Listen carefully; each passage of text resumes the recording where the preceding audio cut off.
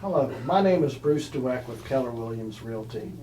And oftentimes I get questions from buyers who are interested in buying a second home. And they're curious as to what are the different requirements that lenders have for second homes. So today I have with me Shay Peck with Bank of England Mortgage. And Shay can answer these questions about mortgages for second homes. Second homes are a little different than primary homes. And so Shay is with me. Shay is an expert in all types of lending. Been a mortgage broker for a number of years.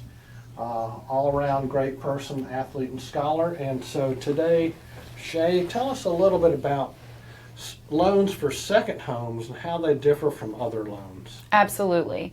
So with second homes, they are just that, an actual second home, or what we could say a vacation home considered. So we want to see that that home is typically, we say, 50 to 80 miles away from your primary residence. We're looking at this as like something that you would go visit, on the weekends or for weeks over the summer. That's sort of like the classification of a second home. We also don't want these properties to be income producing properties.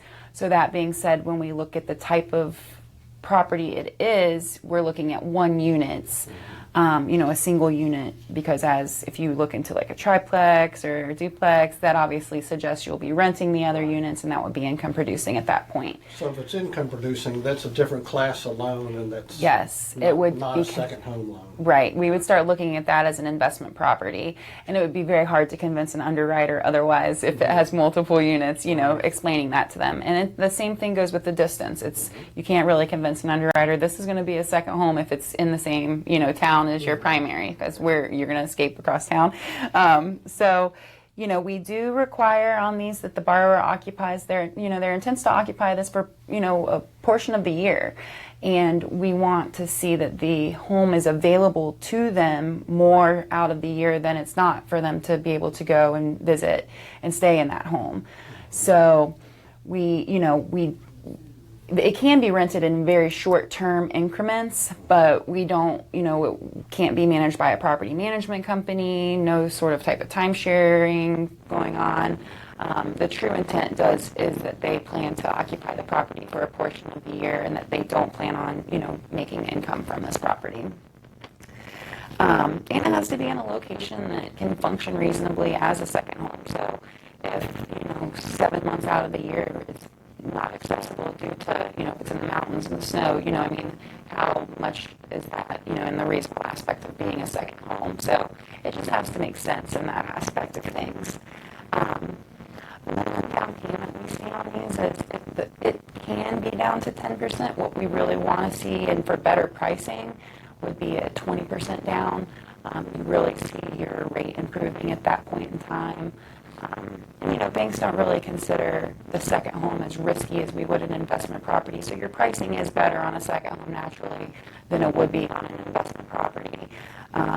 But that's just something to keep in mind when it comes to the down payment. And also with credit scores, the same thing. We start seeing, much better pricing in the 700s of credit, just because it is a second home. So there are more costs involved and more things going on throughout, the underwriting, that we want to make sure that the borrower can assume the risk of having a primary residence and a second home. And debt to income ratios, we often see, might be capped a little bit lower on these properties based on that risk.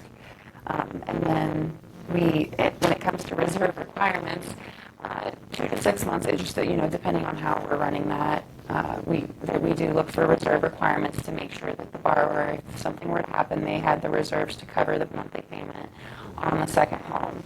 And these, most importantly, one thing to consider is these are not VA or FHA. These are conventional loan products, because we can't use, a government-backed loan on a second home. Those are for primary residences only.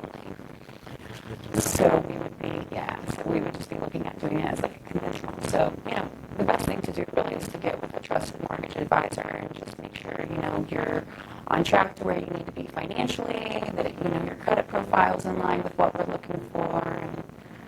And, Well, that's good information. So a second or third home or fourth home would have to be conventional loan. Yeah. So when we're looking at that, yeah, and you can have, vacation homes, but we just want to make sure that it fits the criteria that actually defines it as a second home. Great. Well, thank you so much. Absolutely. So important takeaway. We expect to have a little more down payment and start early on to work with your realtor and your mortgage professional to make sure that you have your ducks in a row when you're shopping for your second home. Thank you for watching today. We'd love to hear your feedback, any other questions you have. We do these videos based on questions that we get, and we'd love to hear your feedback as to how we can make it better and more relevant for you in the future. For Keller Williams Realty, this is Bruce Dweck and Shay Pack Banking and Mortgage. Thank you very much for watching today.